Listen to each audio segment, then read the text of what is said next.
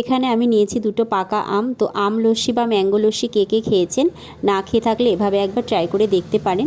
এখানে আমি একটা ছুরি নিয়েছি, ছুরির সাহায্যে আমটাকে এরকমভাবে কেটে নিচ্ছি। দেখুন আমটা কতটা সুন্দর, ভেতরটা রসালো হয়েছে। এভাবে পিস পিস করে আমি কিন্তু পুরো আমটাই ছাড়িয়ে নিলাম, খোসাটা বাদ দিয়ে। আর এখানে আমি নিয়েছি আমুলের টক দই। এখানে আমি নিয়েছি একটা মিক্সিং জার, তার মধ্যে আমি পুরো আমটাই ঢেলে দিলাম আর দিয়ে দিলাম পুরো টক দই। পুরো টক দইটা ঢেলে দেওয়ার পর এখানে আমি দিয়ে দিয়েছি 4টে মতো এলাচ, আর দিয়ে দিলাম 2 টুকরো বরফ, আর দিয়ে দিলাম হাফ চামচ বিট নুন, আর দিয়ে দিলাম চিনি।